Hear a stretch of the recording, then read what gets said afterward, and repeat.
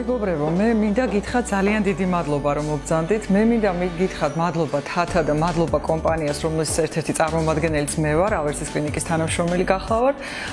და მინდა გითხრათ რომ ზოგადად ოცნება არ ქვია მაგას, მაგრამ მქონდა სურვილი რომ აი ეს 25 წლიანი სტაჟი, რაც მე მაქვს პედიატრიაში, მესწავლებინა ახალგაზრდა ადამიანებისთვის, დედებისთვის, როგორ უნდა მოევლოთ პატარებისთვის, იმისათვის რომ ისინი იყვნენ ჯანმრთელები.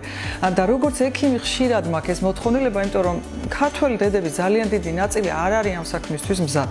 დედობა ეს არის ნამდვილად პროფესია, რომელსაც ისევე უნდა სწავლა, როგორც უნდა ნებისმიერ სხვა რამეს და თუ კი მე შევძლებ ამაში, რომ დაგეხმაროთ, ეს იქნება ძალიან კარგი და ვიფიქრებ, რომ ჩემი როლი, ჩემი მოვალეობა გარდა იმისა, ექიმობისა, რაც მე მაქვს, გარკვეულწილად მექნება შესრულებული. სანამ დავიწყებთ დღეს ჩვენს დღევანდელ ასე ვთქვათ შეხვედრას, მე მინდა რომ გაგეცნოთ თქვენ უკვე იცით, მე ვარ თამარ ოპკაიძე, მედიცინის დოქტორი, ავერსის კლინიკის პედიატრიულ სამსახურს ხელმძღვანელობ. მყავს ერთი შვილი და მყავს ასევე ძალიან ბევრი პატარა ადამიანი, რომელთაგან მუდმივად ვიღებ სიყვარულს და მყავს ბევრი ახალგაზრდა დედა, რომლისგანაც ასევე ვიღებ. თემა, რომელიც მე შევარჩიე თქვენთვის, არის ძალიან აქტუალური, იმიტომ რომ საქართველოში ზოგადად უყვართ ანტიბიოტიკები. ძალიან ხშირად მიწევს ხოლმე ჩემი პაციენტებს დედებთან თუ ბებიებთან თუ ზოგადად მშობლებთან დავა ძალიან ხშირად ის თემაზე, რომ აი მე ანტიბიოტიკი დამინიშნეთ, იმიტომ რომ გართულდება მერე და მერე რა ვქნა. და აი რომ დაგენიშნა თავის დროზე ეს არ გართულდებოდა. აღმოჩნდა სტატისტიკა მეტყველებს, რომ ეს არ არის მხოლოდ საქართველოს უბედურება. ძალიან ბევრ ქვეყანას აქვს და ისეთ წარმატებულ ქვეყანას, როგორც შეერთებული შტატებია, ასევე ხშირად მოხმარებულ მედიკამენტებს შორის არის დასახელებული ანტიბიოტიკები, ამაზე ცოტა ქვემოთ. ეხლა სანამ ვისაუბრებთ ამ თემაზე ძალიან ესე უფრო დაწვრილებით, მინდა გითხრათ რატომ? იმიტომ რომ რატომ შევარჩიე ეს თემა? არა მარტო იმიტომ რომ ხშირად გამოყენებული პრეპარატებია, არა მარტო იმიტომ რომ მას ითხოვენ, არამედ იმიტომ რომ გქონდეთ თქვენ ინფორმაცია, რა დროს უნდა გავაკეთოთ ეს, თვითნებურად უნდა გავაკეთოთ ეს, რა არის ამისი ცუდი და რა არის აუცილებელი, როდის არის აუცილებელი დავნიშნოთ ხოლმე ეს მედიკამენტები. მაშინ ანტიბიოტიკები. სანამ დავიწყებთ უშუალოდ ანტიბიოტიკებზე საუბარს, მინდა გითხრათ რომ ზოგადად მოსაწყენი პრეზენტაციები არ მიყვარს.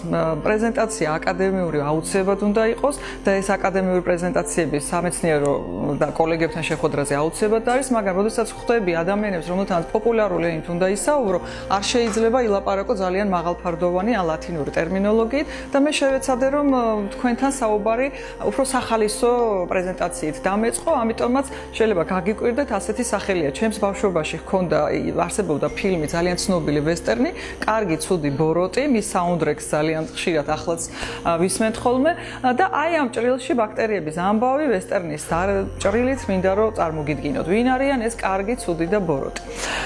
ზოგადად მოდით ვთქვათ, რას ებრძვიან ანტიბიოტიკები და რას არ ებრძვიან.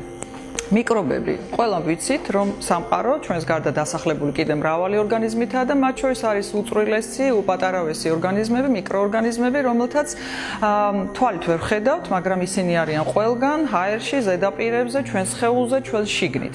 აი ეს მიკრობები სხვადასხვა კლასად იყოფიან და აქ არიან ვირუსები, კარგად იცით ასეთი მოსაბეზრებელი მიკროორგანიზმები, რომლებიც განსაკუთრებით ბავშვებს უტევენ ხოლმე ხშირად, აქ არიან ბაქტერიები, რომელზეც ცოტა ქვემით ვისაუბრებთ, ასევე არიან სოკოვანი ორგანიზმები და ასევე აქვე არის კიდევ ერთი ნაწილი, ეს არის უმარტივესები. აი ამ მიკროორგანიზმებთან გვაქვს ჩვენ ყოველდღიური შეხება. ეხლა, როდესაც საქმე ეხება კარგს, ცუდს და ბოროტს, ბაქტერიებს გულისხმობ, რას დავარქვით ეს კარგი, ცუდი და ბოროტი. ადამიანს ყავს ეგრეთ წოდებული მეგობარი ბაქტერიები, რომელიცაც როგორც მას უწოდებენ ხოლმე, კარგი ბაქტერიები, რომლებიც ჩასახლებული არიან ჩვენ შიგნით და მათ სახელად მიკრობიოტას უძახით, წინათ ეძახდნენ ადამიანის ნორმალურ მიკროფლორას. აი ამ ფლორასთან არის დაკავშირებული ის ძველი მითიური დაავადება, რომელსაც დისბაქტერიოზს უძახდნენ ხოლმე და ახლა ძალიან ბევრ დედას აქვს ეს, რომ აი დისბაქტერიოზი აქვს ჩემს შულს. ანუ კეთილი ბაქტერიები, რომლებიც არიან ჩვენ შიგნით და რომლებიც მონაწილეობენ ნაწავთა ფუნქციონირებაში, მონელების პროცესებში, იმუნურ რეაქციებში და ასე შემდეგ. არიან ცუდი ბაქტერიები. ეს ცუდი ბაქტერიები არიან ისინი, რომლებიც იწვევენ ამა თუ იმ დაავადებას, რომელთაც ამ მიკრობებს აქვთ უნარი გამოიწვიონ საკმაოდ სერიოზული დაავადებებიც კი. და ბოლოს არიან ძალიან ბოროტი ბაქტერიები, ასე ვთქვათ, ესენი არიან ბაქტერიები, რომელთა წარმოშობაში სამწუხაროდ ჩვენი ხელი ურევია, მათ შორის დედების, მათ შორის ექიმებისაც სამწუხაროდ. ეს არიან ბაქტერიები, რომლებიც ასე ვთქვათ, გამძლეები არიან, ხშირად გამოყენებული ანტიბიოტიკების მიმართ. როგორ ჩნდებიან ეს ბაქტერიები? როდესაც ჩვენ ვიწყებთ არა რაციონალურ ანტიბიოტიკოთერაპიას, ანუ ნიშნავთ გაუთვალისწინებელ ან ძლიერ ანტიბიოტიკოთერაპიას, ან არასასურველ დროს ნიშნავთ ამას, ეს ბაქტერიები, რომლებიც იწვევენ დაავადებას, ნელა-ნელა არა მარტო დაავადების გამოწვევები ხდებიან, არამედ იძენენ კიდევ ერთ ძალიან ცუდ თვისებას, მათ გამოყოფენ ნივთიერებებს, რომლებიც მათ მედეგობას უზრუნველყოფს. სხვაგვარად ჩვენ ამას რეზისტენტობას ვუწოდებ, ანუ ისინი ხდებიან მედეგები ანტიბიოტიკების მიმართ და კაცობრიობას უკვე პრობლემა უდგება. მას ჭირდება სულ უფრო ახალი და ახალი ანტიბიოტიკების შექმნა იმისათვის, რომ აი ამ ცუდ ეგრეთ წოდებულ ბოროტ ბაქტერიებს ებრძოლოს. აი ამის გამოა მთავარი პრობლემა, რომ ადამიანს ჭირდება ახალი ანტიბიოტიკების მოფიქრება და გამოვიდა, ასე ვთქვათ, ესეთი გამძლე ჯიშები ბაქტერიების, რომელთანაც ბრძოლა საკმაოდ გაძნელდა. ეხლა რა არის ანტიბიოტიკი? ანტიბიოტიკი არსებობს, ეს არის ცოცხალი ორგანიზმის ბაქტერიის საწინააღმდეგო იარაღი, რომელიც კლავს ბაქტერიებს ან აჩერებს მათ განვითარებას. ძალიან ბევრი ჯგუფი არსებობს ანტიბიოტიკებისა და მათი დანიშვნა ხდება იმის დამიხედვით, რა პათოლოგიასთან გვაქვს საქმე და არჩევანს ასევე განაპირობებს თუ რომელ მიკროორგანიზმს რაზე აქვს გზნობელობა. ალბათ გსმენიათ ასეთი სიტყვა გზნობელობა, ანუ კონკრეტულ მიკრობს შეიძლება ქონდეს გზნობელობა პენიცილინის ჯგუფის ანტიბიოტიკზე და არ მოქმედების სხვა ჯგუფი ვიღაცას რომელიღაც ბაქტერიას ქონდეს რეაქცია ვთქვათ ცეფალოსპორინის ანტიბიოტიკზე და ასე შემდეგ. ეს მიკრობები, ანტიბიოტიკები იწარმოება სინთეზურად, დიდი ნაწილი ეს ადამიანის შექმნილია, თუმცა ზოგიერთ მიკროორგანიზმს აქვს უნარი თავად გამოიმუშაოს ანტიბიოტიკი და ამაზე ცოტა ქვემოთ. ანტიბიოტიკის კლასიფიკაცია ხდება რამდენიმე ჯგუფის, რამდენიმე სახის მიხედვით, ეს არის მათი მოქმედების მექანიზმები, წარმოშობა და ასე შემდეგ. საკმაოდ ძიმეა სტატისტიკა მსოფლიოში და მათ შორის თქვენ ეკრანზე ხედავთ ახლა შეერთებული შტატების კლასიფიკაცია, უკაცრავად სტატისტიკას 20 წლის ასაკისათვის საშუალო ამერიკულ ბავშვს ეს ყველაზე არაა საუბარი, დაახლოებით 17 კურსი აქვს ჩატარებული თურმე ანტიბიოტიკოთერაპიის. ნუ საქართველოში მე ვიცნობ ბავშვებს, რომელთა 17 ერთ წელიწადში აქვს ჩატარებული ერთი კურსი ანტიბიოტიკის, არის ასეთი. საკმაოდ ძიმე სტატისტიკაა. და გარდა ამისა, ამავე ქვეყანაში ყოველი მეხუთე ვიზიტი ექიმ თან თურმე სრულდება ანტიბიოტიკის დანიშვნით. ანუ ზოგადად გლობალური პრობლემაა ანტიბიოტიკოთერაპია, რომელსაც კაცობრიობა ებრძვის და დღეს მთელი მოძრაობა მიმდინარეობს იმისათვის, რომ არ მოხდეს ასეთი უსისტემო დანიშვნა, რასაც ჩვენი შეხვედრა ემსახურება კიდეც. ეხლა ანტიბიოტიკების ისტორიას მოგიყვებით, ძალიან სახალისო ისტორიაა ეს. ეს ადამიანი არის ფლემინგი, ალექსანდრ ფლემინგი, რომელმაც აღმოაჩინა პირველი ანტიბიოტიკი. თუ იცით რა იყო ეს პირველი ანტიბიოტიკი? პენიცილინი იყო. დიახ, ეს იყო პენიცილინი და ეს მოხდა 1929 წელს. ამ ადამიანმა, რომელიც გახლავთ შოტლანდიური წარმოშობის გახლდათ, ეს იყო ცნობილი მიკრობიოლოგი, მან მიიღო ნობელის პრემია 1945 წელს, სწორედ პენიცილინის აღმოჩენისათვის და ძალიან საინტერესო შემთხვევით ხდება ხოლმე ძალიან ხშირად მეცნიერებაში დიდი აღმოჩენები და აქაც სწორედ ასე მოხდა. ფლემინგი, რომელიც ოჯახთან ერთად დასასვენებლად მიემგზავრებოდა, ის მუშაობდა მიკრობიოლოგიაში, ეს ბაქტერიები, როდესაც ჩვენ მათ ვზრდით ხოლმე ასე ვთქვათ ნიადაგებზე, ეს ის ნიადაგი არ არის, რომელიც ანუ სპეციალური ნიადაგები გვაქვს. აი აქ ითესება ეს მიკრობები, რომლებიც იზრდებიან და ნუ მას რატომღაც ან დაეზარა თუ დაავიწყდა, მოკლედ გადადო გვერდზე ეს ფინჯნები, სადაც იყო ეს მიკრობები და დატოვა. გარკვეული ხნის წინ შემდეგ, როდესაც ის დაბრუნდა თავის კაბინეტში სამუშაოდ ამ შვებულების შემდეგ, აღმოაჩინა, რომ გაფუჭებული იყო ეს ნიადაგები, ანუ იყო დაბინძურებული და იქ იყო სოკოვანი ფლორა იყო გაზრდილი, ანუ ობის სოკოები განვითარდა, როგორც ობდება პური და ასე შემდეგ ძველდება, ისევე დაძველდა მისი ეს მიკრობები და ნიადაგები. და აღმოაჩინა, რომ იმ ადგილას, სადაც ეს სოკოები იყო განვითარებული, საფუარა სოკოები, იქ აღარ იყო კოლონიები აი ამ მიკრობების. და ის მიხვდა, რომ რაღაცას გამოიმუშავებს ეს ობის სოკო ისეც, რომელმაც განაპირობა აი ამ მიკრობების, ასე ვთქვათ, განადგურება. დაიწყო მან მუშაობა და აი ასე აღმოჩნდა პირველი ნივთიერება, რომელიც შემდგომ უკვე იწარმოებოდა და ეს იყო კაცობრიობისთვის ნამდვილი ხსნა, იმიტომ რომ თქვენ იცით, ბაქტერიული ინფექციები საუკუნეთა მანძილზე აუკაცრიელებდა ქვეყნებსაც კიდეც და ნუ რეგიონებზე აღარაა ლაპარაკი, თქვენ გახსოვთ ქოლერაც, შავი ჭირიც და ასე შემდეგ, დიდი ეპიდემიები მსოფლიოში და კაცობრიობამ ამოისუნთქა შვებით, ასე ვთქვათ, როცა შეიქმნა პენიცილინი. ეს იყო ბედნიერი ერა ადამიანის ცხოვრებაში, იმიტომ რომ არ იყო სხვა არაფერი და ყველა მიკრობს რასაკვირველია ქონდა მგზნობელობა. აი, ეგ ისტორია აღარ ვიცი როგორ იყო, მაგრამ ნობელის პრემიის ლაურეატი ნამდვილად გახდა. ეხლა რაც შეეხება, ნუ მას მერე წლები გავიდა, საუკუნე გავიდა და უამრავი ანტიბიოტიკი გვაქვს სადღეისოდ. ეხლა რას იწვევს ანტიბიოტიკების აი ასეთი უსისტემო გამოყენება? ნუ ორი აზრი არ არის და იმაზე არავინ დააუბრუნებს, რომ როდესაც საუბარია ბაქტერიულ ინფექციაზე, რომელიც დადასტურებულია, იქ ანტიბიოტიკის გარეშე ფონს ვერ გავალთ და მკურნალობისთვის ეს ოქროს სტანდარტია. საუბარია, როდესაც ჩვენ ამას უსისტემოდ ვიყენებთ. ამ ნიშნავთ ისეთ ანტიბიოტიკს, რომელიც სულაც არ ესაჭიროება ამ ინფექციას და არ არის დაუშვათ ძლავრი ანტიბიოტიკი დასანიშნი. ან საერთოდ არ სჭირდება ვირუსული ინფექცია და არ უნდა დაგვენიშნოს. რა მოყვება ამას?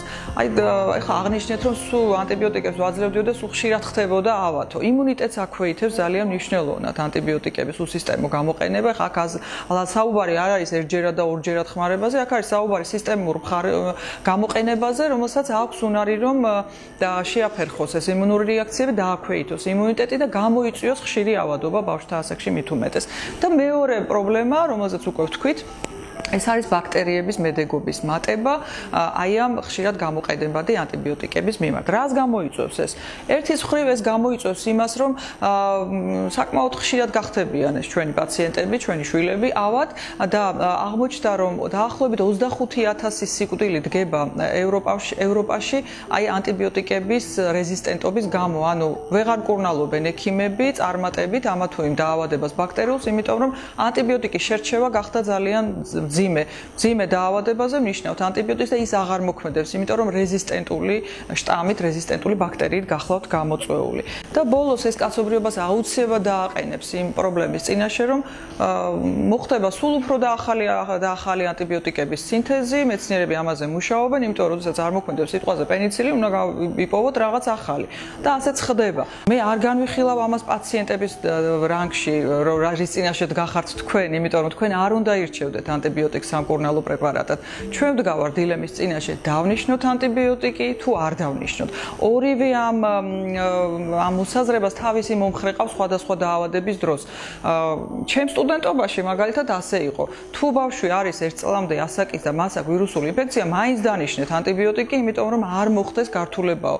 წლების მანძილზე ჩატარებულმა უამრავმა ათასობით კვლევამ დაადასტურა ბოლოს, რომ ეს ამისგან არ გვიცავს, ამიტომ დღეს ეს მოსაზრება ძალაში არ არის.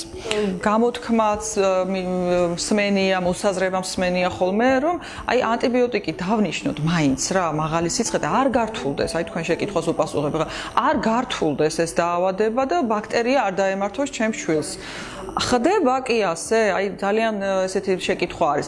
ერთი ამბავია, რომ ვირუსული ინფექცია დიახ, შეიძლება გართულდეს ბაქტერიული ინფექციით. განსაკუთრებით იმ ბავშვებთან და იმ მოზრდილებთან, ვისაც აქვს ცოტა იმუნიტეტის დაქვეითება, ვთქვათ.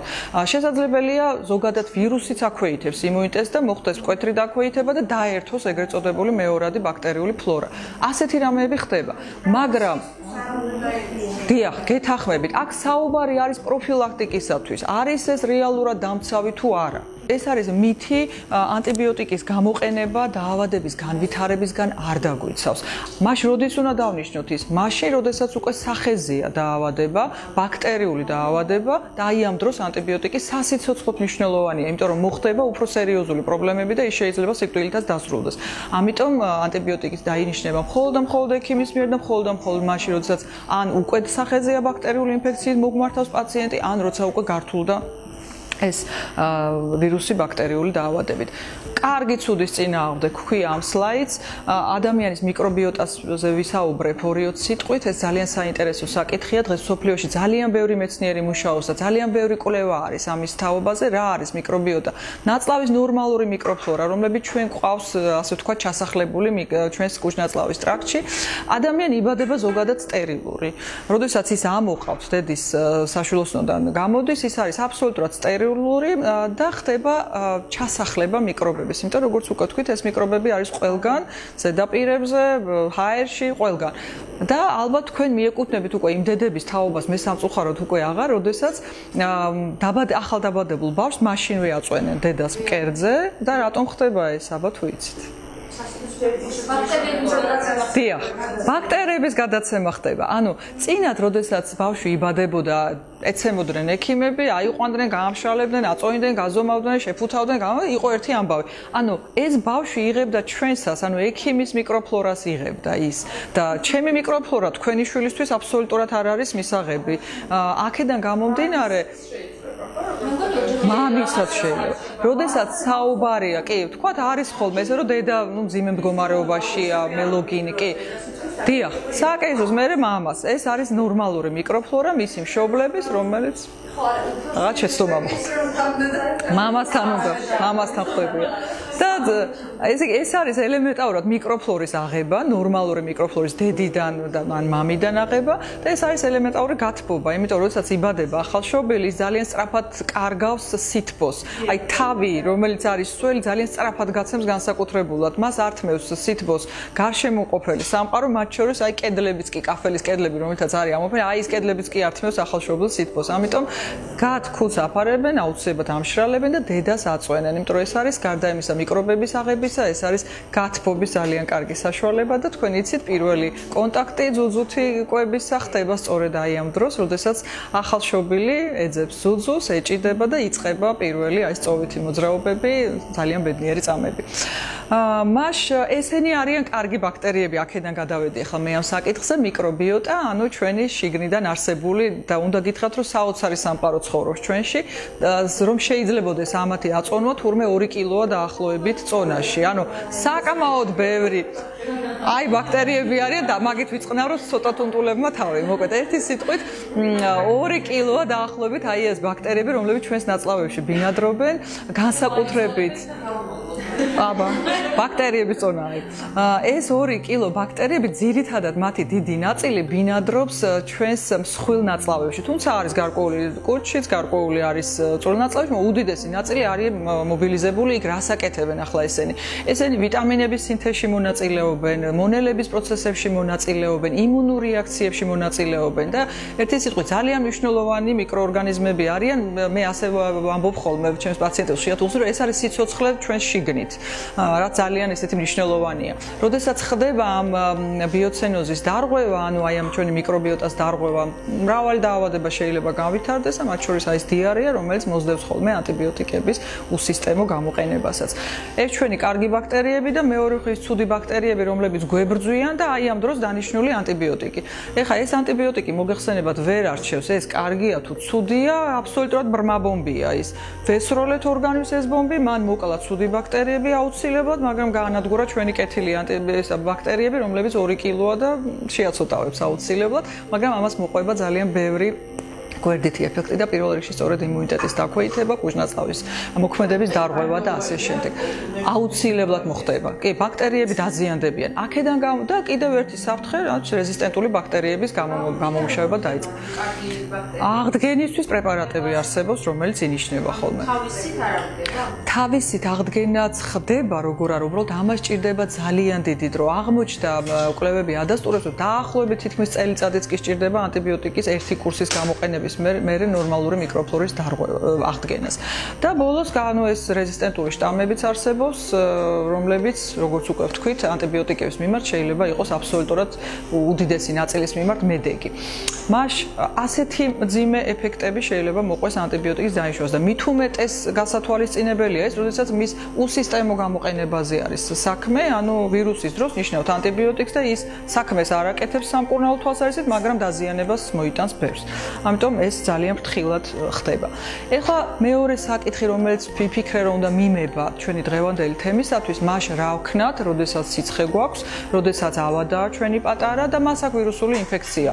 მოვითხოვოთ თუ არა ანტიბიოტიკი, ექიმს არ დაუჯეროთ და ვიყიდოთ თუ არა აფთიაქში ანტიბიოტიკი. არა, მეგობრებო. როგორც უკვე ვთქვი, ვირუსის საწინააღმდეგო მკურნალობა არ არსებობს, ჯერ ანტიბიოტიკი არ არის, ძალიან მცირე სპექტრი არსებობს სამწუხაროდ, კაცობრიობას არ აქვს ეფექტური იარაღი, ისეთი როგორც არის ანტიბიოტიკი ბაქტერიების საწინააღმდეგო, ვირუსის საწინააღმდეგო ბრძოლა ძალიან გვიჭირს. აქედან გამომდინარე, სიმპტომური არის მკურნალობა. სიმპტომი რას ნიშნავს? იცით, ნიშანი, დაავადების ნიშანი, თქვა ცხვირიდან გამონადენი, ხველა, ტემპერატურა, ესენი არიან სიმპტომები, რომელთა საწინააღმდეგო ბრძოლა ხდება ვირუსის დროს. აი, მაგალითად, აქვს ადამიანს ვირუსული ინფექცია, ცხვირში უჭერს, მაგალითად და სიცხე აქვს. რას ვაკეთებთ? სიმპტომს კურნალობთ, სიცხის დამწევი უნდა მიცეთ აუცილებლად, ცხვირში უჭერს და გაუხსნათ ეს ცხვირი, რომ კომფორტულად ისუნთქოს ადამიანმა. კი ბატონო, ეს სიმპტომური მკურნალობაა ყველაფერი და გარდა ამისა არ დაგავიწყდეთ. უნდა მიცეთ დიდი რაოდენობით თბილი სითხეები. რატომ? იმიტომ რომ ამ დაავადებების დროს რასაკვირველი არის, როგორც წესი, ყელის ტკივილით ხშირად არის ჩახეხვის შეგრძნება, ეს ფარინგიტებისთვის, ანუ ხახის ანთებისთვის დამახასიათებელი და ძალიან კარგად შველის ამას თბილი სითხეები და გარდა ამისა, რაც უფრო ბევრ სითხეს მიიღებს ადამიანი, ეს ვირუსიც უფრო სწრაფად გამოვა ჩვენი სისხლიდან, ჩვენი ორგანიზმიდან და შედეგად გამოჯანმრთელებაც ხდება უფრო მარტივად. კიდევ ერთი საკითხი, რა დროს მივცეთ სიცხის დამწევები. ამაზეც არის მთელი მოსაზრებები. ზოგიერთ ადამიანს აქვს განცდა, რომ აი 37 და 37.5 არის მომაკვდინებელი და აუცილებლად უნდა მივიღოთ სიცხის წამალი, ემანდა არა უწიოს, მე გამის ხო, მე რა თქმა, ხო, ანუ არიან ადამიანები, რომლებიც დღეში სამჯერ აძლევენ ხოლმე ამ ბავშვებს სიცხის წამალს, რომ აი არა უწევს ტემპერატურა. ასე არ არის, ყველა მედიკამენტს თავისი გვერდითი ეფექტი აქვს და არც სიცხის დამწევების ასეთი უსისტემო გამოყენება არ ხდება. მით უმეტეს პედიატრიას როცა ეხება საქმე, აუცილებელია გვახსოვდეს, პედიატრიაში ბევრი წამალი არავითარ შემთხვევაში არ უნდა დაინიშნოს, მხოლოდ და მხოლოდ იმის მიხედვით, რა პრობლემაც გვაქვს. როდესაც ტემპერატურა 38.5 და მეტია, ამას ჩვენ ზომიერ ცხელებას უწოდებთ და მაღალი 39-ის ზემოთ არის მაღალი ცხელება, აი ამ დროს ანტიბიოტიკი, უკაცრავად სიცხის დამწევი აუცილებლად ინიშნება. რატომ არა აქამდე 38.5 და ზემოთ? რატომ არ ნიშნავთ მანამდე? გააქვთ მოსაზრება?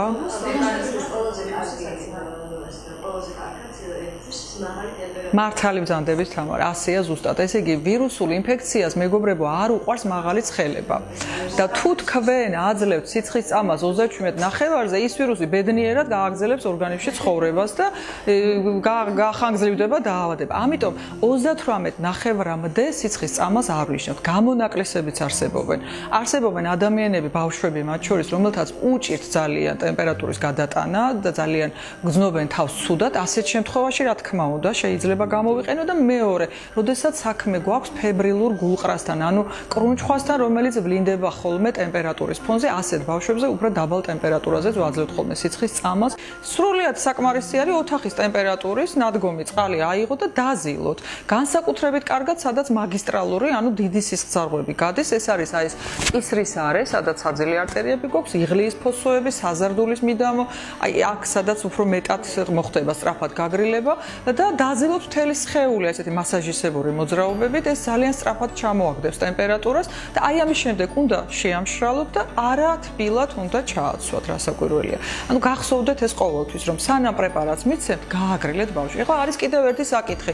მე მყავს პაციენტები, რომელთანაც მჭირდება ხოლმე ახსნა-განმარტება, კანკალს რო დაიწყეს ბავშვი და ტემპერატურა რო აზის, დაასხავენ ამ წყალს და არის გონების დაკარგვა უნდა მიიღოთ ბავშვი. ეს ასე არ ხდება. ანუ როდის უნდა გავაკეთოთ გაგრილება? როდესაც ადამიანს აკანკალებს და მაღალი სიცხე უწევს, ამ დროს შეფუთოთ უნდა აუცილებლად და გაათბოთ. და აი როდესაც უკვე ტემპერატურა დასტაბილიზირდა, მაღალია, აი ამ დროს უნდა მოხდეს მისი გაგრილება, ხო? პირიქით, როცა ცივა, თბილწყალშიც კი ვაყოფინებთ ხელფეხს ან სათბურს უდევთ თბილად ვაცმევთ, არა? აი ეს გვახსოვდეს ყოველთვის. როდესაც არის ესეთი შეუპოვარი ცხელება, ამ დროს ანტიბიოტიკი კი აშველის სხეულის გაგრილება და სიცხის დამწევი და დიდი რაოდენობით სითხეების მიცემა, იმიტომ რომ როდესაც სიცხეა, ეს გაიცემა, სითხის გაცემაც ხდება და როდესაც ასევე ხშირი ხშირი სუნთქვა არის და მაღალი სიცხის დროს იცით ხშირი სუნთქვა გვაქვს, ასევე ჰაერთან ამოსუნთქულ ჰაერთან ერთადაც ხდება აი ამ სითხის დაკარგვა. ამიტომ სითხეები გვახსოვდეს რომ აუცილებლად უნდა მივაწოდოთ. დიდი მადლობა მეგობრებო თქვენ ყველას და გემშვიდობებით ალბათ იქით მეგვიპატიჟებენ ახლა და